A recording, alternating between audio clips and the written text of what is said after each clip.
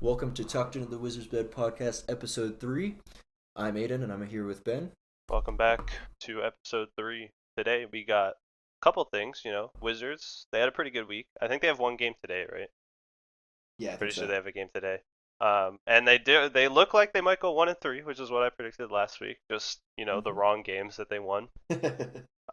So, we'll talk about the Bucks win a little bit. We'll talk about Jared Butler, and then some March Madness. So, Yeah, do you want to start let's with get March to it. Madness? I know you had like some things you wanted to talk about. Well, Yeah, let's start. real quick actually, before you start, three Yeah, out of go the ahead. four games this weekend were honestly not great. It was like one team, it was kind of close, and then one team pulled away at the end. But that Yep. one game, man, was Yeah, best game of the tournament. fantastic. Yeah, if you know me, you know I'm not a big college basketball guy. I've never really been into men's college basketball at all. Women's college basketball, I never really saw a need to get into just because, to me, like, I love watching just pure basketball, and the NBA is the highest level of basketball you can get. So to me, it always made the most sense to watch the NBA. But, when these transcendent athletes come around every once in a while, you can't help yourself but watch. Like, if I was really locked into basketball while Steph Curry was in college, I'd be watching Steph Curry in college, everything like that. And I can safely say, after watching these past few games, that Caitlin Clark is definitely that for the women's side. She's getting people to tune in to college basketball, period, at levels that are unprecedented. I saw that game they just had against UConn broke the record for like most consecutive viewers for any college basketball game ever, men or 14 mil. women. Yeah, insane. And Caitlin Clark said 15 mil right after or something, and she almost got it right on the money. But she's just so fun to watch. It's like I really think she's gonna beat the WNBA what like Larry Bird, Magic Johnson, Michael Jordan were for the NBA, and like really bring in so many new eyes onto the sport. Um, which is why I'm confused. Why I'm seeing a lot of like current WNBA players say like, oh, when she comes to the league, she's gonna have something else waiting for her, and like excited to like put her down and stuff in a kind of weird way.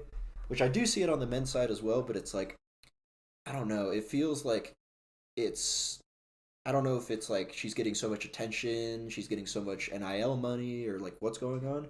Because I know there's a lot of older men's players that are very, very salty about all the NIL money and stuff. But I think it's great for the sport. I think it's maybe not good for the personal brands. Some of these people, I've been seeing a lot of the current WNBA players getting hate, calling them haters and all this and all that. And it's like, it's a competitive sport. They're always going to want to try and crush the opposition that comes. And for me, it just makes me even more excited to watch Caitlin Clark in the WNBA in like 2 months. It's not going to be very long.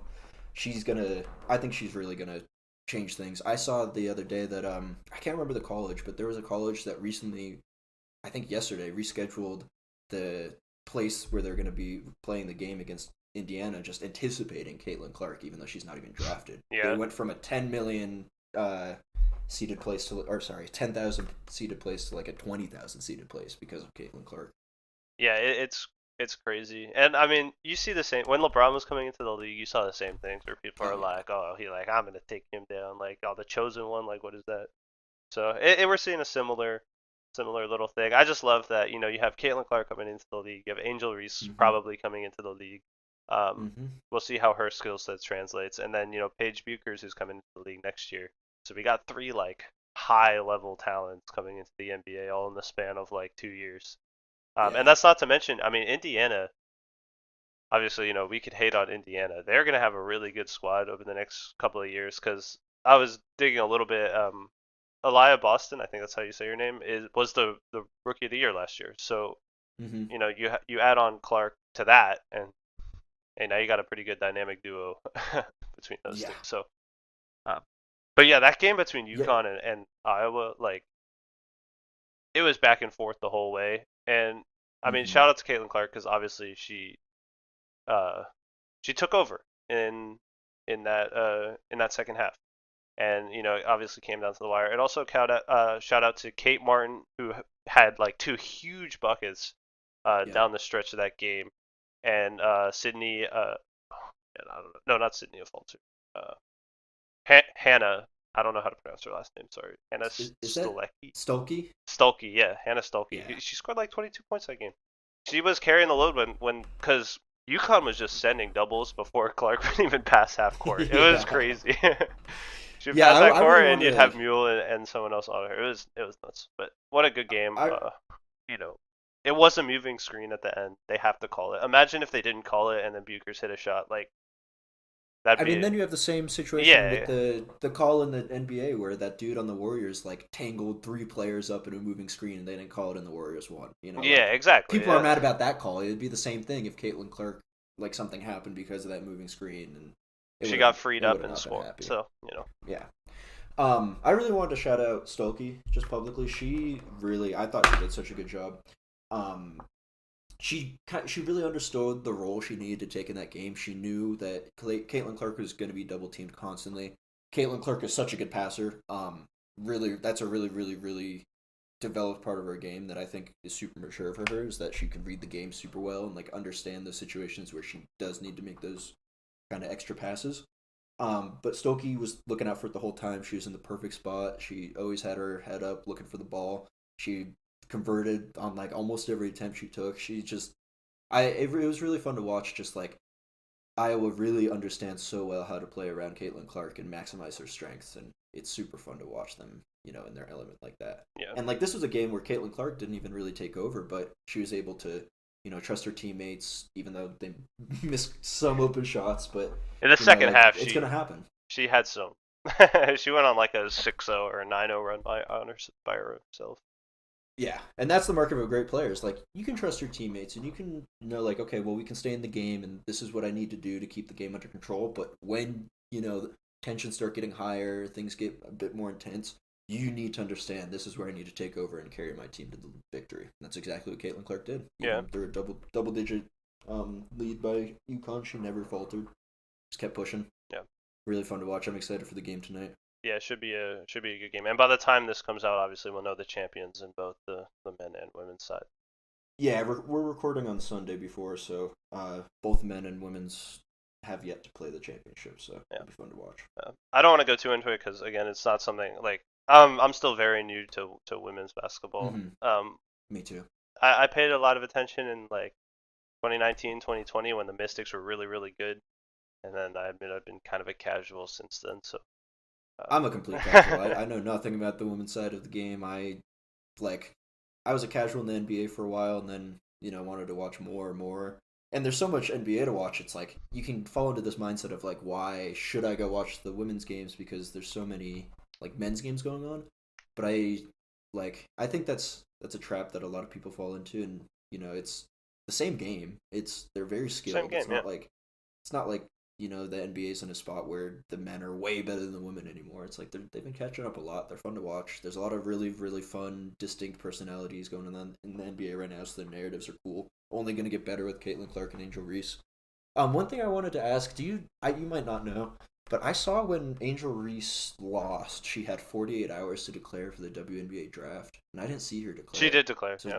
Cause she did. Okay. Because cool. she I must have missed it then. She has been mocked to one pick after the Mystics. In a lot of articles I said. Let's go. I saw, so I'd be kind of sad if, like, I understand if they don't pick her, like, they're obviously the professionals, but she's from Baltimore. I would love to see her on the Mystics.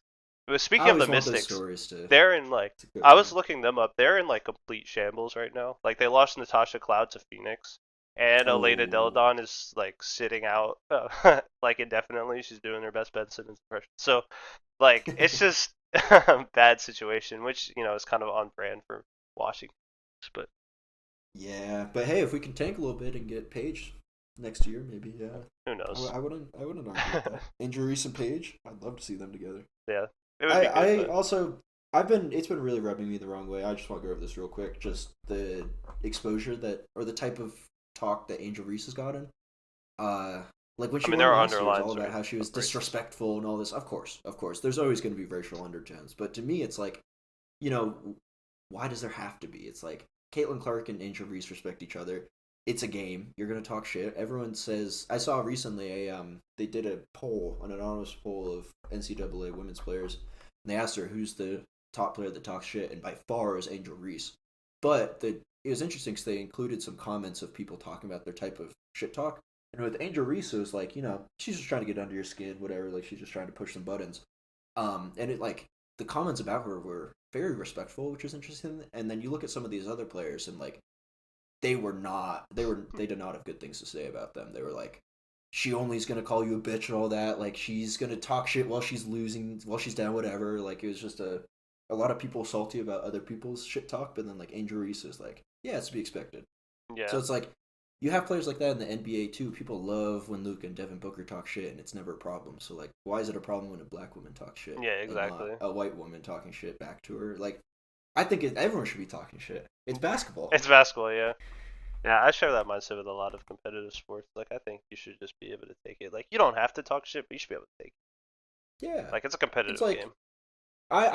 I've played competitive sports, for a long time. I'm not gonna be the one that's gonna start talking shit, but if you're gonna talk shit to me, I'm gonna talk back. Yeah. And it's like not sports, but we do it all the time in Rocket League. Yeah, Rocket Um, League's a good example. If someone talks shit, I'm talking back. Or oh I'm just yeah, scoring on them. yeah, and then talking back. Yeah. Do you want to move on to the Bucks game? Yeah, we can move on to the Wizards, amazing game versus the Bucks. No Kuzma, Mm-hmm. and Jordan Poole showed out. Now, forgive me, I'm gonna have to look up the box score because it was a few days ago. Um, Yeah. but man, I was super impressed. Corey Kispert, I want to talk about Corey Mm-hmm. Kispert because he looks Me like too. he legitimately can be an elite offensive player, like an elite three Yep. level scorer. Mm-hmm. I mean, we already know about his shooting. He's one of the top finishers at the rim for players under 6'9". And I mean, you have to imagine that his mid range is going to come around Oh just because yeah. he's such a good shooter. I mean, the Wizards, they got a really good score. I And think I someone think like the like biggest thing for Kispert and his mid range to come along, I think, is just playing with better talent. Like right now, he's the number two option on that team for better or for worse. Jesus Um, Christ. yeah, yeah, because the way I view it is like the number one option is gonna kind of change from game to game. Sometimes it's Poole, sometimes it's Denny, and then Kispert's usually the consistent number two. Mhm. Or sometimes he's the number one even in some games. But he like if he's playing with guys like that can take some offensive pressure away from him, like if he's playing with Beal, if he's playing with Porzingis like he was, his mid range like was never great, but his floaters were always really nice. He was always great I mean, you about can getting finish to at the the rim. rim. Yeah, exactly. And honestly, in the modern NBA, if a guy can shoot and finish at the rim, like, you don't need too much more out of him. It would Yeah. be nice to see a mid range, but Then I mean, the I next mean, we step. both shot. Oh, Mhm. what were you gonna say? You. I was just gonna say we both saw that shot chart where it's like mid ranges are barely being taken in the modern NBA anyway. So it's Yeah. like if you can finish within 5 to 10 feet and you can finish at the 3 point line, that's all I care about. Yeah, I was gonna say the next step for Corey Kispert is to actually be that guy with the ball in his hands, making the Yeah. plays. Like a lot of his baskets are okay. He's the finisher, right? He's getting the pass, Mm-hmm. or he's getting the pass, and then like they close out, so he just goes by him. His next step is to be that guy. Okay, the ball's in his hands. Let's run a pick and roll, and he can like make a play. Uh, Maybe we'll never see Yeah, that from Kispert, but if he wants to be that super elite offensive player, that's gonna be his next step. I honestly think it could go a different direction too. Obviously, he's not huge, but he's not small. He's like 6'6". He's got an okay wingspan, so like he has the tools to be a decent defender, and he's been making big steps in defending over the past couple It's been years. a So lot if he better. if he can like get like not just average defense, but well above average defense. Like I'm not asking him to be OG Anunoby or anything, but like if he can do that and keep this offensive production going, I don't think he really needs to handle the ball too much to be like an elite offensive guy. Like he's not Klay Thompson, but Klay Thompson never was able to do that, and he was the clear number two on a lot of those Warriors teams. Yeah, but again, like that's because they had a guy in Steph Curry that was able to make those plays. Yeah, More just like Clay. us with Cooper Flag. I was gonna thought you were gonna say Jordan Poole, No, fuck no, no, no. who I love also had Poole, a but he really ain't no good game. He Steph. had 13 He assists. did. 13 assists last game. He Um, didn't shoot too well, but I mean, if you're gonna be able to put up like double digit points and then double digit assists, I don't need you to be the most efficient. Just make him respect you. yeah, I mean, for me with Jordan Poole at the beginning of the season, I did not want him shooting the ball because it was so Mm-hmm. bad. Yeah, As the season has gone on, I've been okay with a lot of the shots he's taken. I think his shot selection has improved vastly. Obviously, he still has those weirdo, early in the shot clock, step back, pull up threes or whatever he's doing. But honestly, Jordan Poole has improved so much from the beginning of the year to now. yeah, it's night and day. It's like it's funny because if you look at the actual play, like doesn't seem too different. He's just more confident, He's and more he's better confident. at knowing when he's better at reading the defense. Yeah. Which this was always something that I never expected him to be, that James Harden giant leap and scoring type guy that for some reason everyone thought he was gonna be. I was like, he's gonna struggle for a while. He's not gonna be as efficient because he's getting looks he's never seen before, but he'll figure it out. And he started to figure it out. Granted, it is April basketball, so you Yeah. gotta take it with a grain of salt. But But still, it's he's if he can carry this forward to the next season, I think we can at the very least get some decent trade value out of him in the future. yeah, and I even think he could be a solid 6-man Yeah. for the Wizards for the foreseeable future. And then of course Denny Avdia, another amazing game against the Bucks, 23-8-5. It's kind of what we've come to expect from him almost at this Yeah. point, and I think it's something that he's going to live up to those expectations. I think it's it's a very good chance that he'll bump his points per game up to 18 to 20, probably closer to 18. Probably. Next season on good efficiency, good rebounds. I mean, he could pass. Wizards should be very happy with him, his production. I'm just so happy. This is something I've been wanting for years out of Wizards young guys. It's just consistency. Yeah. And finally, we're starting to see that from both Denny and Kispert. Rui was the thing where I was frustrated with for so long because everyone saw the potential. He's got the physical tools. He had the right mindset coming in, and I don't know what happened with Rui. He's a good player, but I mean, he's starting on the Lakers. I thought he was going to be. Yes, but he's still on the Lakers. He's inconsistent. Not consistent. He can give you 20 a night and then come out and struggle to give you 12. It's I don't know. It makes me happy, and it makes me really hopeful for the future of this Wizards team with this management. If we're seeing these strides come out of players who stagnated under worse management and worse coaches in the past. There were years where I was Kispert's good, but I don't know if he's ever going to be more than a spot up shooter, off the bench type guy. And Denny was good, but I don't know if he can handle the ball well enough. I don't know if he can consistently. All those Denny fans on Reddit and Twitter, they proved us wrong. They proved us wrong. They were saying, "Give him the ball, give him the ball," and I was like, "I don't know if we should be giving him the ball." But I was notoriously Rui over Denny. I thought just Rui's physical tools would help him be more impactful than Denny on the offensive side. But one thing that I think I really underestimated about Denny is just his bulk. He's so big and bulky, and he's really good at using his size to just push smaller guys out of the way. And honestly, keep pace with bigger guys. I didn't watch the whole Bucks game, but I was watching some of the... he was guarding Giannis. He guarded LeBron the next game, and I know the whole kick-in-the-face LeBron thing happened, which he said wasn't intentional, which...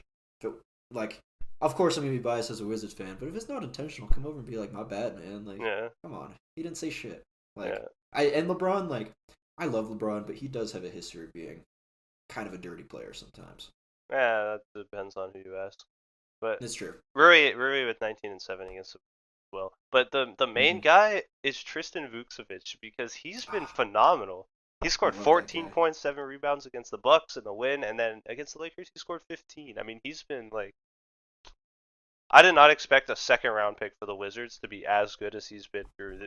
How many games has he played? Five. 5 games. Not many. Through those games, he's averaging almost 7 points a game, 3 rebounds, 1 assist. For reference, Johnny Davis's career averages are 3.8, 1 and 0.8. So that should obviously, I don't know if you want to compare him to Johnny Davis, who had a really good play. He dropped someone, or he almost dropped someone in the Blazers game last night.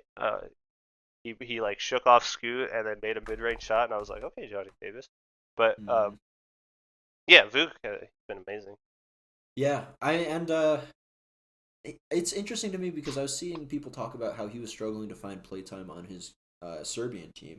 17 points against the Blazers, by the way.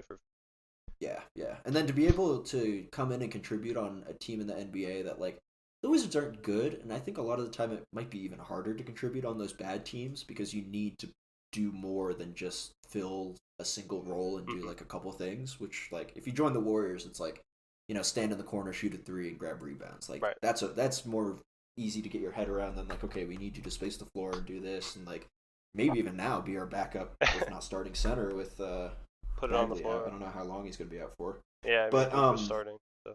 I just want to take the time, and I'm not going to say anything about his future, what he's going to turn out to be. I'm just going to say that there's a certain Serbian center that came out of the draft late, which immediately contributed when they came to their new team. Which If only Vuk was drafted during a Taco Bell commercial. I know, it'd be perfect. But like for real, Jokic, I remember. I'm partly a Nuggets fan as well out here, living out here in Denver. But I know people out here really didn't expect a whole lot out of Jokic at the beginning. When he came in, they were like, maybe we can get a second, third string center out of this. That would be nice. And like he was playing behind Nurkic, and everyone was like, Nurkic the guy. Nurkic is the guy, or whatever, you know. And then 2 or 3 years in, Nurkic gets traded for Jokic. People are like, I don't know. And then anyone that's paying attention to Jokic knows that the second that happened, he just started going off. Yeah. And it's like, it kind of similar skill set to like a Kristaps Porzingis type guy that can stretch the floor, and like he doesn't have the passing of Jokic, of course, which is what makes Jokic so unique. But if he or can the like, bulk. or Yeah. or really anything about Jokic, but if he can really like just carve a consistent like second and third man rollout for himself, I think that would be great value for a second round pick. Who they're mostly out of the NBA a couple years in. Yeah. And if he can somehow find himself starting in a couple years on the Wizards, that would be phenomenal. But Yeah. you know, so far all the draft picks this last draft really, really solidified in my mind that, you know, we did the right thing hiring Dawkins and Winger. They really understand what they're doing. They're really good at evaluating talent. Even from places where you're not usually going to get players like this. Like, there's not a lot of Serbian players in the league, and it can be hard to find this type of talent sometimes in those types of leagues. But credit to them for really putting in the work, getting their guys. I'm sure they put together a great scouting team because I'm sure they know that. I mean, that's the path towards relevancy again for the Wizards is through the draft. We're not going to sign any free agents or anything. Yeah, So we gotta grow it. Yeah, and I just want to point out one of the things in that Blazers game that I just cut out. No, I heard Okay. you. One of the things in the Blazers game, and something that I love about the Wizards rebuilding was their starting roster was Jordan Poole, who came in through a Bradley Beal trade return. Their two guard was their 2021 first round pick, Corey Kispert. Their two forwards were their 2022 first round pick and their 2020 first round pick. And then their center was their 2023 second round pick. So it's like their draft picks are finally coming along and they're finally starting for the team. And obviously, I don't how much longer is Johnny Davis going to start? Probably, not much longer. But it's still cool to see all the draft picks playing together and something we haven't seen for the Wizards in a long time. And that's mainly because they have been good, but also because they haven't drafted well. Yeah, I mean, who was the last good player we drafted before? Bradley Beal. Like Denny. Yeah, it was like Beal. I mean Otto Porter, but like Beal was the last Porter star. Drafted after Beal. Kelly Yeah, Oubre. but like They drafted Kelly Oubre, but he didn't play for the Wizards for that long. no, but I think Oubre is like fair level for Denny right now. You know, like Denny's not as good as Kelly Oubre right now, but he can. I think reach that height of perennial like good role player. Like Kelly Oubre is one of the best players the Sixers have right now. Besides, of course, Embiid, Maxey. Like, is Kelly Oubre that much better than Tobias Harris? Oh, he's much better than Tobias Harris. Yeah, Harris has been really bad this year. Yeah, I mean, this year. True. Tobias Harris has some good games, but like he's not a great player. That's why I was so happy the Sixers signed him. With Embiid back healthy, Sixers hate is back on the menu. Just wasn't as fun to hate on them without Embiid, but now that he's back, it's prime hating hours again. Yeah, and we'll talk about that's a good segue actually into how worrying is it that the Bucks just dropped their last 3 games against the Wizards, the Grizzlies, and who was it? It was the Blazers. Yeah, the Blazers. Someone real. Or was it the Raptors? The Raptors. The Raptors. Sorry. That was it. I knew it was an East team because they're going in. They're still a 2 seed because the East sucks and the Cavs just got blown out by the Lakers. But you're looking at that play-in, and it's gonna be the Heat or the Sixers, and those are teams you don't want to see if you're the Bucks right now. Like, I'm sorry, and it'll probably be the Sixers because the Heat are not looking great, and Embiid is back. And if I'm the Bucks, I mean that's the last team I want to see coming into the playoffs because you do not want to see a healthy Embiid in the first round. May I remind you, he's really good in the first round. And the Bucks are struggling. So how worrying is it in your opinion that they're losing? In my opinion, it's extremely worrying. I would be, if I was a Bucks fan right now, I would be not fully hitting that panic button, but I would be expecting to win maybe one playoff series if that. It's like this is not just like concerning for the Bucks like stretch right now, but this is showing that the Bucks still have that kind of mental stop that kind of fucked them up against the Heat, I think, last year.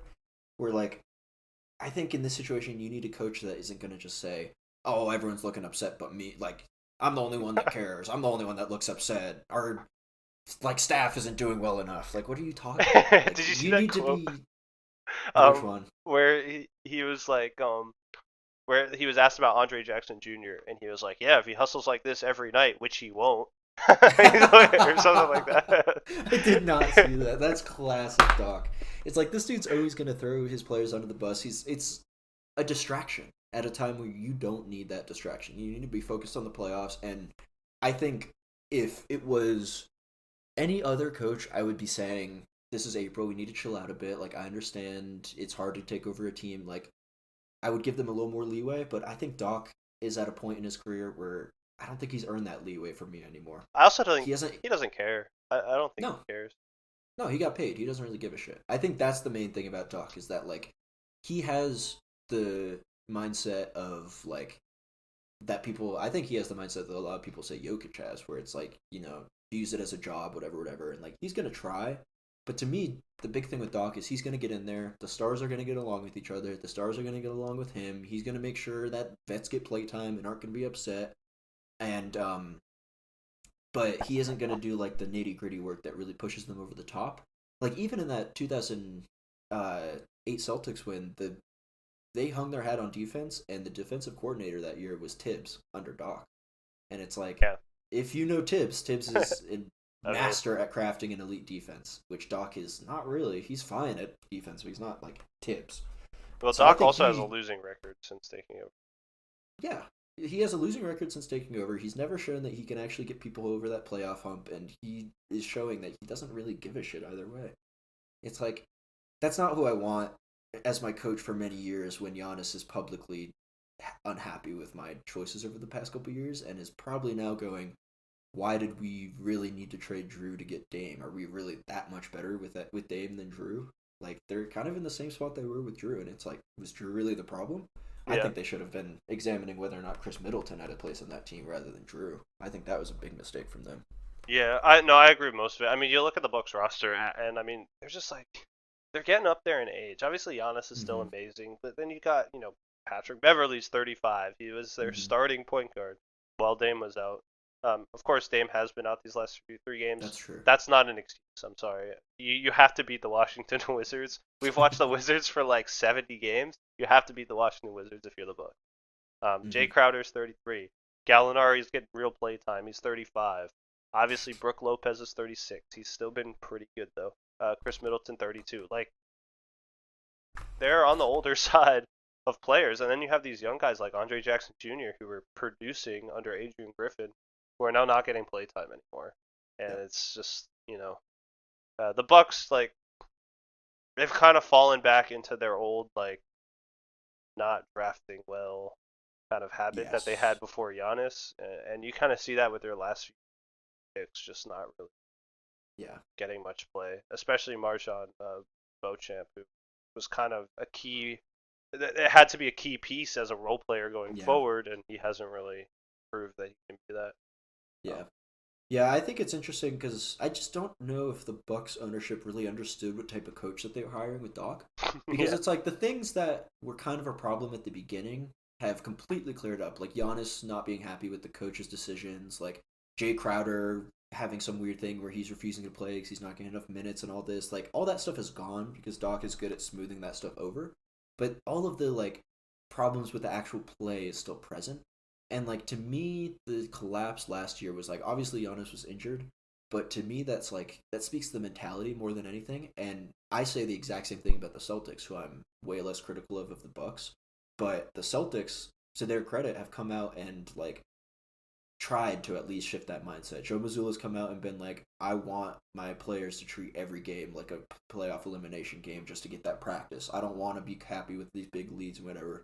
And we've still seen it from them sometimes, even trying to get that out of them. And the Bucks have made zero attempt to really get their mentality right for the playoffs, at least publicly. Maybe they've done things behind the scenes, but like, just I'm not confident in them winning any playoff series really, especially when you consider that they're almost definitely going to be playing the Sixers. Yeah. It's like maybe they can guard the Sixers okay. Like I think they can. Giannis can guard Embiid decently, but it's like they just have the Sixers are too fast for them. I think they're too young. They're too fast. It's also just like even if you do win, you're gonna tire yourself out, and Mm-hmm. the East is so weak that it might not matter. But I mean, like, the East is so weak, but I think the Bucks are a big reason why the East looks that weak. If the yeah, Bucks were like neck and neck with the Celtics right now, would we be calling the East that weak? yeah, probably not. Maybe. We'd be looking at the West and being like, oh well, they have three number one contenders instead of the East only having two. It's like not a big difference.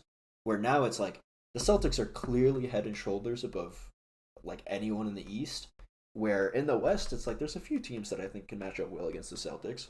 But in the East, it's like I don't have confidence in Yeah, any East team at all. And if me neither. Boston, you can quote me on this, if Boston does not make it to the finals this year, it's because they beat themselves. It's not because any other team beat them. That's the biggest I problem think with the Celtics I team. agree. Yeah. And that's kind of been their thing the last few Yeah, years, I think. I think so too. Even though I those think teams were good, but the Celtics were just they had more talent. I mean I think a big thing with the Celtics, like trying to be unbiased personally, looking at their finals run and all the success the Jays have had over their career, I think it kind of built up this expectation of them of like, of course we're gonna make it that far. Of course we're gonna make it to the finals again. Of course we're gonna do this, do that. And last year I think was a big wake up call. We're like, sure, you had more talent on paper than the Heat. That's basketball's not played on paper. The Yep. Heat had more dog. They beat you. They out scrapped you, and it's like, I think that even more than the 2022 Warriors series was a big wake up call for the Celtics to be like, hey, we're not we didn't do anything yet. We've made some conference finals, made some finals. It looks good on paper, but it's like if you want to be thought about as one of the great players, you have to go out and win rings. That's just how the culture Yep, is. that's how the culture is. Before we go into, because I want to talk about the NBA as a whole and the little Mm-hmm. playoff preview. Um, do you want to do the Wizards tier list? First of all, Jared Butler, new 3-year deal, become probably the backup point guard for the Wizards for Mm-hmm. the foreseeable future, which is really cool. Um, Mm-hmm. I don't know if that is kind of an indication of what they're going to do with Tyus Jones, but it probably isn't, just because Jared Butler's obviously much worse. Mm-hmm. But we'll see. Anyway, let's do the tier list. Yeah, let's do it. Okay, so do you want me to stream the tier list, or how Yeah, do I you think want if us you to work? share your screen on Discord, that would probably be Okay, the best, so I can just see it. It's like I think just visually it might be good to see where things are going. yeah, Yeah, perfect. awesome. So we have 5 different tiers. We have borderline Mm-hmm. untouchable. This is only going to be Bilal Coulibaly. We have Yep. break the bank. This is going to be like the teams. This better be like a good trade offer for getting rid of this guy. Yeah, We'll like have multiple first round picks, good young players type of thing. yeah. Sad but understandable. I'd be sad to see them leave, but like I'd get it why they would trade him. Get Mm-hmm. them off my team, self-explanatory, and then shouldn't be in the NBA. Yeah, So just does not belong at all. I'm just gonna start with put Bilal up to borderline untouchable Yes, because I'm with you. they're not trading him. They're not trading whoever they draft Yeah, coming up. They're just not doing it. So no. next up is Patrick Baldwin. So what do you think about So Patrick Baldwin? I personally would put Patrick Baldwin like I don't know how to feel about Patrick Baldwin because he has potential and This is why he's I had an shown that he can indifferent do tier some for. things. Yeah, I think he'd be good for indifferent, but it's like I think he's probably sad but understandable. Where like in my eyes, he has the physical tools to be a good shooter in the NBA, but it's like whenever I watch him, there's just something missing from him. It's like Yeah, he I'm gonna doesn't put it in have that indifferent tier. factor. Okay, I'm gonna yeah, put that indifferent, sounds good. I would put him in indifferent, indifferent then and then I'm because gonna it's put get just them off. sure. I just like I don't care one way or another if he's on this team or not. He's Yeah, not impactful enough for me to really like have a big opinion on him. If he develops well, fine. If he doesn't, it really doesn't matter for our team long term. That's yeah, most of these players, honestly. yeah. I mean, there are some that are like we should trade them. Jared Butler. I would personally put Jared Butler in sad but understandable. He's been really good, but I would get it if they got an offer for him and decided Yeah, to trade him. I think I would be I sad. don't think it matters. I think he'd be on the team. Uh, along at least for the next 3 years, or at least for the Yeah. next 2 years. But you I know, mean, I view him like I used to view Jordan Goodwin. Like he's a good player. He's nothing crazy. Like he's fun to have on the team. He's good vibes. You like rooting for him. yeah, But like if he leaves, it's really not going to change anything. yeah, He like well, you can find decent point guards kind of everywhere now. And it's like the stuff he's good at is like the stuff that a lot of people are good at. He's good at shooting. He's good at like taking care of the ball, which I guess I might be a little spoiled because we have Tyus Jones, who's the best in the NBA at taking care of the ball. But Yeah. But Jared he's Butler fun has to still watch. been his very good. I remember Yes. one of the games, it was like a Jared Butler Rashawn Holmes pick and roll, and it was like unstoppable somehow. So, but Jared Yeah, he's one of Butler's, those players that like you never are gonna think about as being like a good player, but you're glad to have him on your team. He's gonna have fun plays. He's gonna make good decisions. Like yeah, just a smart gonna player. have a nice pick I and roll. like him If a he could lot. get his shooting up, he could really carve a rollout in the NBA.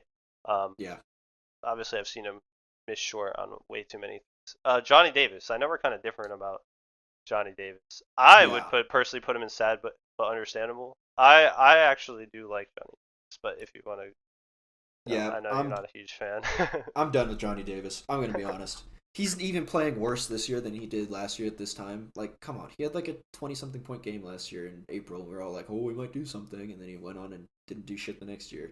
So I my don't know what's wrong with Johnny Davis. I think he's just broken, and I'm ready to move on. I my think he's vibe on like, Johnny Davis is he came into this league. He shouldn't have gone 10, first of all, but he came into this no, league as a hustle guy, as a guy who's going to play defense. And over the past 2 years, he has kind of shown that's what he's good at. I mean, he's getting into the passing lanes, being a little bit of a pest. It's small sample size, but I think it's enough to kind of, especially when you're on this tanking team, like we might as well throw him out there one more year and kind of see if he can, you know, maybe the offense gets a little better, or maybe he really becomes a pest and his confidence gets up. I mean, he was making layups the other day, which is a is a better start. But yeah. I mean, I I would don't think it's a understand get bad them off my idea to team, keep but him I would around. personally put them in sad, but understand. I don't think it's a bad idea to keep him around. I don't think keeping him would hurt the team, especially at the position we are now. But to me, it's like it's been 2 years at this point. I was always an advocate of give Johnny Davis more time. We can't evaluate him just on 1 year. I think 2 years is a fair enough sample size to be like, I just haven't seen it. Where like, even if there's a player who has potential, like Jalen Green was bad for a long time. Not Johnny Davis bad, of course, but like I always saw potential in a player like that. Where Johnny Davis, like, he can't shoot. He's marketed as a hustle defender that can get to the rim, and it's like there's a lot of those guys in the NBA, and he's kind of undersized for that. His wingspan's not crazy. His defense is fine. It's nothing to write home about. If he suddenly develops into a great offensive player, that, I mean, obviously is going to have value. I just don't see the progress from him. I just kind of see like a similar player than what I saw last year. Well, I But think maybe he needs to develop a little more. I'm not. I'm pretty low on Johnny Davis these days, I will. honestly. I'll put him in indifferent then. I'd, I I, feel like I'm I'm that's in the happy with middle indifferent. Yeah, of yeah, both of them. Denny Avdia, I would say break the bank. I yeah. think Break the the bank. Wizards have to build around him at least somewhat Yes, as like a yes. top 3 option in the future. But I It don't. seems like it'll be his role, but what are you But I gonna don't say? see like if a team comes in with a huge package, like of course we're doing it. Yeah, With Bilal, it's like, do we do that? With yeah, Denny, it's like we do that. yeah. Like Denny's old enough at this point where we can kind of see the player he is, which is great. He's a great player. He would I think he would find a home on every single NBA team and start As a on one of starter, them. yes. Yes, yes. But like the intangibles that Bilal has at this point, this young, you just cannot trade him. He was supposed to be a low, low floor, high ceiling player, and his floor is already pretty high. Yeah, He's productive. He he's can already a play. very He good can't 3 and really D. start, but he can definitely come off the bench, which is way better than what you can say about a lot of Wizards rookies. Yeah. Um, So, but Denny break the bank. I still think he has 20-point per game potential. Me too. Um, I I think think he could be he an could all be a star. guy. Yeah, yeah. I think that his absolute ceiling can be, an all-star appearance. Will he get there? Who knows? But Yeah. Anthony Gill. So I Anthony honestly, Gill's I want to put him interesting. sad. Anthony Gill, yeah, that's what I was gonna say too, because he's such a leadership guy, and he's been on the team for like a long time now. Yeah, And I I think think him I and would be Denny are the sad if he longest was tenured not on the players. team anymore. It was like Robin Yeah. Lopez. Yeah, yeah, that's a great comparison. That's the exact type of player he reminds me of. Where like he's even less productive than Robin Lopez was, but like he's always good vibes. He's been around the NBA for so long. Guys like that really like you don't stay around the NBA this long if you don't understand your role perfectly and what you need to be doing. So he's the perfect guy to come up to Bilal and be like, "Hey man, you don't need to do too much. Yeah. Like I know you're excited, I know you want to do this, but like you really need to focus on this, that, whatever." Like he knows how to get to the floor and play. He's always gotten play time, even on some of these good Wizards He was teams. starting like a few Yeah, days ago. yeah. Which like but He's that I guy that think comes in and shifts the energy of the game, even though yes, he's not good at yes, basketball. He comes in and yes, shifts the energy, which is, yes. and I also think him starting after coming off the bench so long, like, really encapsulates his role in this team. Like, he does whatever's asked from them, no questions asked, and, like, honestly, does it decently. Like, he is great at knowing where he needs to be. He's great at not overextending. He's never gonna foul too much. He's never gonna be like a super net negative on the floor. Like, he's not gonna do anything crazy, but he's not gonna completely lose you the game by being out there. yeah, Which and honestly it's a great skill for a lot of the young guys to learn. Johnny Davis could learn a lot from him about yeah, not throwing a game. and I actually think he is like and I don't know, I'm a little bit higher on Johnny Davis than probably most people, but Mm-hmm. I think that he has learned a lot from Anthony Gill I because think so when too. Johnny Davis is out there, it's gone from a complete net negative on the floor to okay, he doesn't just he really just doesn't do much. Like Mm-hmm. it's more like he's not a negative. He's not a positive, but he's not a negative. So No, baby steps. yeah, and Johnny Davis always come out there and give you some hustle plays and keep that energy up, which I Yeah, appreciate from him. he's a Um, decent rebound yeah, yeah, he's for his okay size. for a guard. Uh, do you want to do Tyus Jones? Yeah, what I was gonna say about Anthony Gildo real quick is Oh yeah, anytime sorry. there's a Wizards timeout, he's always the first one off the bench, like high fiving the Yes, guys. That's what I love. and I think that that type of stuff matters a lot, especially when you're trying to set a new culture on a team like this. And I think what a lot of people don't take in consideration is a lot of the time a team's leader is not going to be their best player. For the Bucks, a lot of the time Brooke Lopez has been their leader, even though Yeah. he's not their best player, and like Draymond and that type of stuff. And I think Anthony Gill's that type of player for the Wizards, who like respected vet who can speak up in the locker room and people will listen, but at the same time he's not going to try to take too much. He's And going to Taj make Gibson was not like going to that make it last his year as team. well. Yeah, yeah. I mean, that's the same reason Taj Gibson still has a job, you know? Yeah. All right, Tyus Jones. I would put Tyus Jones personally in sad but understandable. Yeah. I. Tyus Jones is having a career year, Mhm. but I mean, what is he? 28. He's just not going to be in the long-term future of the Wizards, most likely. Mhm. And it's something that a contender will bite on, if not sign him straight up in free agency. Yeah. So I would. My ideal scenario for Tyus Jones is he re-signs to the Wizards to start, and like for a decent deal, maybe we overpay him a bit. It's fine. He has like a nice little start to the season, and then we trade him at the trade deadline for like a first or some young guys to like a contender where he can shine. yeah, I really think like I think a lot of people don't really can take in consideration how much the already established people can do for people learning their role. hmm And I think a big reason why Jordan Poole's assists have gone up and his turnovers have gone down, and his comfort level has increased out there, is Tyus Jones. I think Tyus Jones is really there, telling him like, I think in those big moments where you can tell he's a little flustered or whatever, Tyus Jones comes up. He's like, hey man, like you just gotta chill out a bit. Like, Tyus Jones really knows how to take care of the ball, not turn it over, not really like push things too far. He's really good with timing and positioning. And I think those are all things that Jordan Poole still has a lot to learn in those areas, and I think Tyus Jones can be the one to teach him how to do yeah, that. and Jared But Butler as well. He's helping Jared Butler yeah, as well. yeah, for sure. But I don't want to hang on to him too long until he loses all the value, and then we're kind of stuck paying a guy like the Wizards always do. Yeah, So I wouldn't be too mad if he went to another team this year in the free agency, but I would love to have him back for sure. He's been a great player to have on the Wizards. He's another career great highs culture across the guy. board. Yeah, and I mean he's the top player in the NBA with assist to turnover ratio. Like Yeah, that's that's always nice. I always love watching Tyus Jones. Like he's never gonna do anything too flashy. He's always gonna take care of the ball. He's always gonna make the right pass. Every time he's open, he's 100% hitting that three. I have no doubt about his shooting ability. but he's It's shooting nice over just having a guy 40%, right? doing. Yeah, yeah, yeah. He's shooting really well. Just really nice to have a guy that does all the little things right.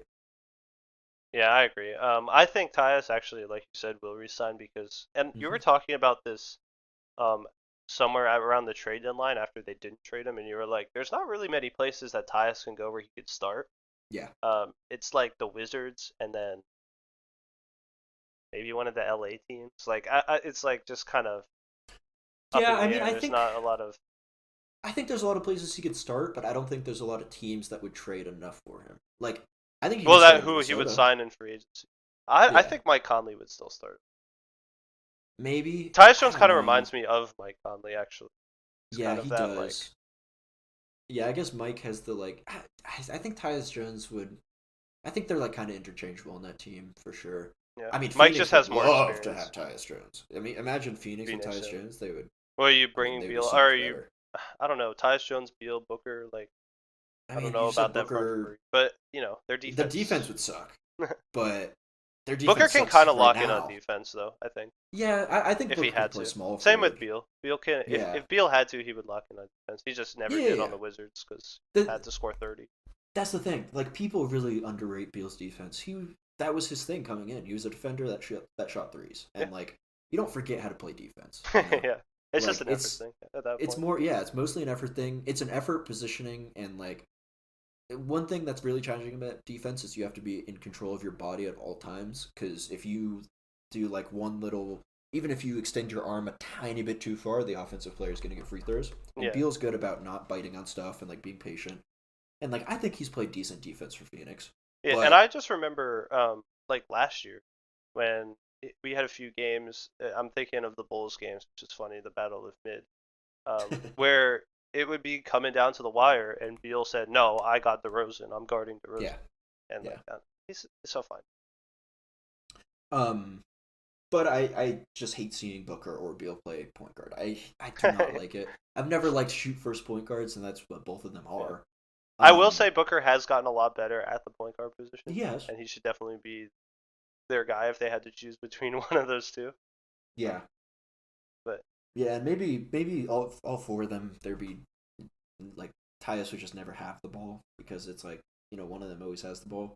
That team's just weird to me. I never was too impressed by it. I never understood why they wanted Beal that much. Like I really thought that Beal should have gone to Miami. I think that was his best spot, but Miami just didn't want to play ball, and yeah, Phoenix did. Um, hey, I'm happy with it. They got I'm happy with the return. Yeah, I think that was the best return that was out there for Beal with the no trade clause.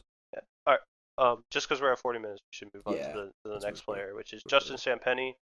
Indifferent. Completely indifferent. I don't care about him at all. He's been on the team for what, like 5 days? I have nothing to say about Justin Champagny. Yeah, I mean he's been all right in the minutes he's got, but he's fighting for an NBA job, whether it's the Yeah, Wizards or with someone else. yeah. Corey Kispert. I had him at sad but understandable. I would put him up to break the bank, honestly. I think so. I think his past couple weeks have really pushed his trade value up a lot. I think for a team like the Wizards, trade value gets kind of murky because Yep. it's not really just like 1-to-1. Like I think his upside is a lot higher than some of the returns they could get back for him. Yeah. And he's still super young, so you might as well just keep him and see what you get. And Yeah. he's very, very coachable. Even under Scott Brooks, he was improving. Like this guy knows what it takes to be good in the NBA. He puts the work in. He hustles, and like I, I've been very, very impressed with Kispert recently, and I've had to reevaluate him. I think his ceiling is a lot higher than I previously thought. I think he No, could I be do a too. I think very this good this year offensive player. he's been very very good, and Yeah, I mean it could be in a 6-man role. It could be in a role where he's starting. He's taking a lot of off-screen shots like a Duncan Robinson or someone like that, Tyler Hero. that's my favorite part about him is he's so versatile that his gameplay can change from game to game. Where like you know, he can take more of the offensive burden and shoot more shots and feel comfortable doing it, but he can also be that guy that just kind of sits in the corner and takes the occasional open three, and he's always going to make those. Yeah. And, like, so wherever you need him, he can fit. He's big enough where he's not a complete negative on defense always. He's grown a lot defensively this year, I personally think. Watching him, I'm not immediate. Like, watching him the past couple years, I was like, just waiting for him to get blown by and dunked on or something like that. It happened every possession. He Yeah. was too slow to react to things. He He's never too was in the slow. right He's too spot. small. Yeah. And now he's moving his feet. He's getting to his spots. He's getting in between them and the rim, so they can't just easily get around him anymore. And like he's quick on defense, which is a big thing for a guy like that, where you're not known as an amazing defender. People are going to try and get at you. You need to be quick. You need to have good reflexes because you're going to get attacked a lot. Yeah. So I think if he can kind of get into that kind of similar thing where Sam Hauser did, where like you were this guy who could just get targeted over and over, and now you're actually a decent defender. Like, you don't have to be anything amazing, but suddenly these bums that thought that they could just blow by you are like, oh shit, I'm getting stopped by Corey Kispert. Yeah, I know. You don't want like. I remember I was listening to the Duncan Robinson podcast when he had one before he like Mm-hmm. dropped it, Oh, and yeah, he I was forgot talking he just about dropped it. the 2020 NBA Finals, and he was talking about how LeBron would come down the floor and he'd point at Duncan Robinson and be like, "Get Yeah. him on me." That's like the worst feeling. I have to imagine that's the worst feeling as an NBA player. He's I just mean, like, man, I played a lot of soccer. I was a defender, and I was not a very good defender. I was okay, but I just like didn't care that much about soccer, so I didn't put a ton of effort in. And like, but when people would like constantly get by me, I'd be like, all right, I'm gonna lock in. Like, my pride is on the line. I'm not just gonna let this guy drive by me for free, you know. yeah. So I like seeing that kind of competitive spirit from players like Corey Kispert. Kyle Kuzma. So for me, I would put him in sad but understand. But he's getting up Yeah. to hate. I don't know if you agree with that, or if you want to put him somewhere else. Like, So I think this Kyle is where I Kuzma would is a put him. weird player because I would also put him in sad but understandable. But I think in order to trade him, we need a haul. Like, because he just signed a 4-year contract that declines and is already a steal in year one. And it's like, this guy is not, he doesn't need to be the number one option on a team. He shouldn't be the number one option on a team. And, like, that's why he's enjoying the Wizards right now, because he is. But I think Kyle Kuzma has a space on just about any NBA team, honestly. He's super versatile. He's a decent defender. He's not bad. He's not a good Um, passer. he's not a good passer, but you don't need him to be a good passer. Yeah. Like, he can be a Michael Porter Jr. type player. Like, you're not going to pass a whole ton, but you can make the easy passes, and then you're going to make just about every shot you take. Like, Yeah. I'm very impressed with Kyle Kuzma's shot taking. His defense is fine, or shot making, sorry. And I just think I he's think a he little has a lot of value. inconsistent. Yeah, but That's nobody's the looking one for him knock, to I be guess. the 1 or Yeah, 2 no, I agree. guy, and Yeah. I think it's fine to be inconsistent as the number 3. Like, Michael Porter Jr. honestly sucked offensively the whole finals run last year, besides a couple games in like Phoenix and stuff. But he didn't need to be that guy offensively, and he made shots when he really needed to, and his defense was fine. And he's a big reason why I don't think they would win without him. Like, he's a big reason why they. I mean, okay, well, this year maybe, but I think he's an important piece of that team. And I think Kyle Kuzma can play a kind of similar role. I don't think we're gonna get anything too crazy for him, but like, if I could get like 2 first-round picks and a young guy, like, I'm happy, And So I think that's a fair value for him. so Sad but adding on to understandable, I that, think. look, because 2 first-round picks, that's a lot for Kyle Yeah, Kuzma, I think. So I don't know. Is this something that like, okay, you can get Kuzma for less than you can get these 2 guys? Because if that's the case, then I would put him in sad but understand. Because in my opinion, Kuzma has less value than both Denny and Cooper at this moment for the Wizards. Maybe not for other teams, but for the Wizards. Okay. Yeah, I guess it just depends on the criteria we're doing this off of, because it's like, is it their trade value or is it how we This is how how we feel how about we them, I feel? think. Yeah, I don't know, because I mean, I just think like I don't think a trade like the OG Anunoby trade is too crazy for Kuzma. Like, I Yeah, where really you think get his like 2 value is young pretty guys high. back. Yeah, 2 young guys and like a pick or 2, or Yeah. like 1 young They guy got and like 2 a picks. second, I think. Yeah. Yeah, and like I think right now his value might be lower around the league, but The like contract's only going his to get better. contract's just gonna get better and better, exactly. And like he's already kind of seen, like, he had interest this year. We just never found a trade Right. that we liked enough. So it's not like there's teams are like, oh, Kyle Kuzma, gross. It's like, I think teams are looking at Kyle Kuzma and not going, oh, we can build our team around this guy and Kuzma, but more like this could be the trade that puts us over the top. Yeah. And I think I'll especially put in him a at year like break the this, bank then. okay, I think we could really get significant interest from teams like the Kings, who Yeah. had a disappointing season and need that little extra thing to push them over the hump. Like, I think he'd be great on like the Kings, the Cavs, like a lot of teams that really just need a little bit of offensive spark and someone to not be a complete liability I'm just on so like, defense. I'm so torn because like Kyle Kuzma does not make the Wizards anywhere near a contender. I mean, neither do any of No. these guys. No. But at the same time, like, I'm gonna put him at the top of sad but understandable. I mean, I think his value is higher than Kispert, for sure. Really. Yes. Well, but his value to us as fans. Okay. Well, because that's what I'm the trying bank to doesn't think. even really make that much sense, because that's just pure trade value. Like, because if it's about how we feel about them, That's what I was thinking. Like it has. That's why I said it has to be a haul true. at the beginning. Okay, we could do that. It has to be. A haul or a good offer I mean, or a good that's the trade. I exact don't same thing as know. break or break. Yeah, I think it's exactly. just So like sad but understandable, and like we'll just keep it at this. yeah, I'll break the put break is Kuzma up fine. here then. I think that's fair. I think Kuzma belongs there because it's like I think Wizards fans, ironically enough, are lower on Kuzma's trade value than it actually is Yeah, because which is we're a rare exposed to thing all for of his fans. downsides all the time. And that matters a lot on a team like this that needs the number one option to not have those downsides. Yeah, Where realistically on a playoff team, those downsides aren't going to matter because that's not the role he's trying to fill. yeah. And I think in the role he's trying to fill, he would be good on just about every other team. Yeah, yeah, yeah. He's gonna be the We're number not one gonna on talk there. about Get Isaiah Isaiah Livers. Livers the fuck out of here. That is the worst player in the NBA. He better not play a single minute for this goddamn team. Yeah. Marvin Bagley. I'm a little indifferent on Marvin Bagley. He's gonna be here next year Yeah, no I'm matter pretty what. indifferent. Yeah, I'm pretty indifferent. Because of his contract. If they traded him, it'd be fine. I'm not like, oh, we need him off the team, but I'm kind of indifferent. I'm a little less indifferent.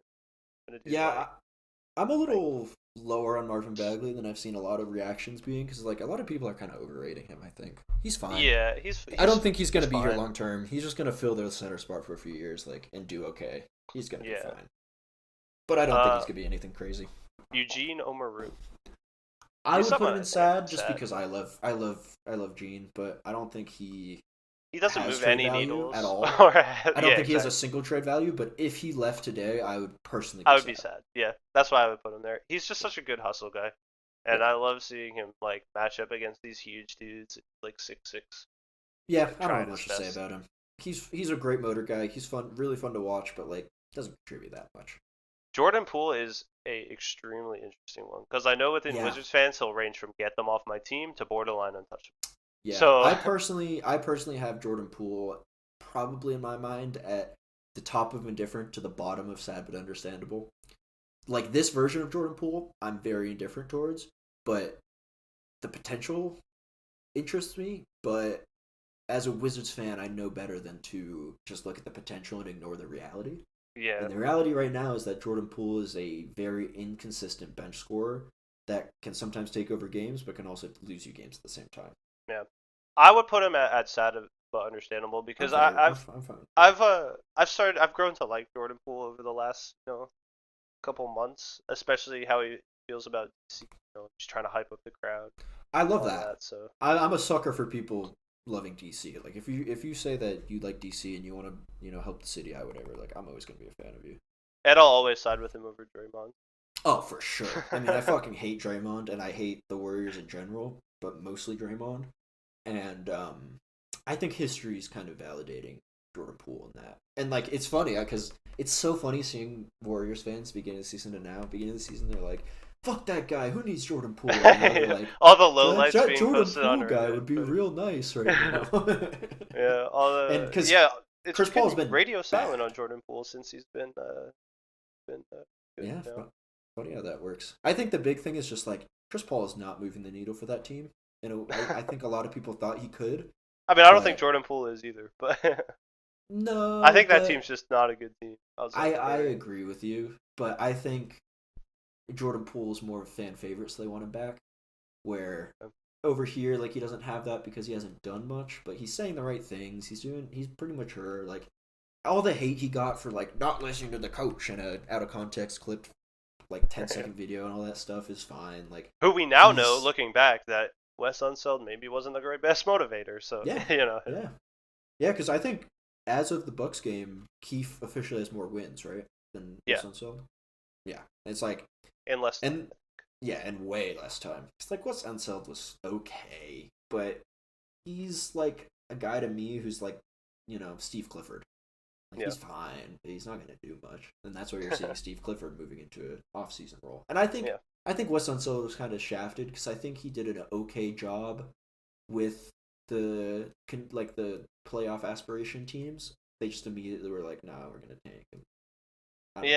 yeah. I don't know. I feel like if you have Beal, and I get Beal didn't play for half the year, but that team probably should have made at least the play-in game. Yeah, It's good that they didn't with because they Porzingis. got Bilal, but they probably. Yeah. I mean, I've been very critical of Wes, but I'm one of those guys that's like coaching doesn't really matter that much. I think that team was never going to do anything no matter the coach. Yeah, I Um, mean, especially this team. This team's going to be asked no matter what. yeah, but the things I'm seeing under Keefe, I really like, which is like increased defensive effort and all that. We talked about that a couple of Yeah. episodes ago, and that's just been growing. I was really happy with what I saw from that Bucks team after the game, from like Kispert and Denny and everybody, who were like, they were like, this is what we're working towards, and they were like, we got to take these small wins as like evidence that what we're doing has merit and like actually matters. And to me, Right. I liked seeing that attitude of like, not like, like yeah, we won, but we only won whatever games. It's like, this stretch of like, hey, we're playing better, and like having that kind of mentality of like, I want to own my play and I want to make sure that, I'm doing myself justice when I'm out there on the floor and I'm like contributing. And it's been a while since we've had that pride for Wizards players. So I was really happy with that. And I just think it's cool to see Keefe put an emphasis on these games. I feel like under Wes Unseld is kind of the same thing under Steven Silas in Houston, where it's like, hey man, like don't worry, take your time, all this. And Brian Keefe, it's like, nah, I want to see you improve or you're not going to get played. Yeah. Which I really like. And it's kind of finally. Yeah, We have right. two left, two kind of vets. Rashawn Holmes, I'm a little I'm indifferent on indifferent. him. No, yeah. He's I don't really been care. he's been like good, but he's 30. Yeah. Like if he's on the team next year, sure. If he's Yeah. not, sure, whatever. And he doesn't have a huge personality that makes him like him a lot, like, Yeah. Eugene Marie or Anthony Gill. Yeah. And then Landry Shamet, I would put him at get them off my team. Not that Landry Shamet's a bad player. I actually like Landry Shamet, but they should trade him. Me He's personally, like I play wise and roster construction wise would keep him on there, but personally, just like mentality, I like him a lot. Uh, I like that he is trying really hard for the Wizards. It might be for his own career too, but you can tell like he cares when he's out there. He wants to yeah, play well. He's likes the team. He he's a seems like good he's player. fun to be He's a around. good He's player. good. But I But do I agree wouldn't that put him. like I wouldn't put him in sad. no, Like I wouldn't be sad if he left, and I'm no, not because like I would be like I we would. should trade him. Yeah, that's kind of my Yeah, thing. we're So like he's kind of like there's Tyus, where jokes. like he's contributing, but we should trade him. But unlike Tyus, like I don't have that connection to him as much. Yeah. So there it is. There's There it is. the tier list. Any I'm happy with changes? that. I think I'm pretty happy with it. I think the I'm one happy. change I would make is put Johnny Davis here. Yeah, that's fine. But yeah, I mean, just because I meant for you. Oh, I would keep Johnny Davis right where he is personally. I'm okay. very indifferent about Johnny Davis. I look at him the way I look at a long line of Wizards draft picks, which is like missed on that one. Better hit the next. Yeah, yeah. Go next. Yeah. Yeah. All right. Do you wanna stop here or about at the hour mark? Yeah, I think this is a good point to We could wrap do the things up. playoffs. We could do playoffs next week because that's when we when the playoffs Yeah. starts. When the So next episode comes out, it'll be the first day of the play-in. When this episode comes out, it'll be the day after the NCAA tournament. I'm gonna do a quick little recap of that later, as well as look at some of the Wizards picks for the NCAA championship, just to see how that yeah, turned yeah. out. We should we should definitely do a draft episode where we just look at bunch of prospects. Yeah, I think that's a really good idea too. I'd like to take a look at some of these guys coming out of Europe, especially. I'm a True. little compelled by some of these American players proving themselves, but I think we're in that spot where we can't really afford to take that. Like if we were like late first round, I think DJ Burns would We be are kind of late an first interesting round. guy to look at. I guess we do have that Suns pick, Yeah. but I meant like that type of team where like Yeah. we're late first round pick team where we're really trying to do something. Like I don't want to pick DJ Burns to this team here. No, that he And would like be a second rounder anyway if he even yeah, gets yeah, drafted. probably. But I have to look at like the mock drafts and what people are saying because Hmm. I just don't have that mind that some of these guys do where I can look at it, watch a college game and be like, yeah, this guy's gonna be a good pro. With the exception of probably like Donovan Clingan, I'm pretty confident he's gonna be a decent rim defender at the pro level. I just don't watch enough college ball. Like when I Yeah. watched that Colorado game, I thought Tristan Da Silva and Cody Williams really stood out as players that have like a really high upside just based on the way they're playing. But like I don't have the wealth of knowledge to like compare that to like because Bagley had that too. Like Yeah. it's also you can be the most knowledgeable person in the world and still get it wrong. It's so many intangibles to get right. But Yeah, I'm really exactly. for And we this don't next know what's draft, going on behind the scenes. Yes. But personally, for this next draft, I really think we got to be looking at Europe. We'll cover that later. It's been episode 3 of Tucked Into the Wizard's Bed podcast. Thanks for tuning in. We'll catch you next week. Thanks, guys. Stop it. That was a good one, I think.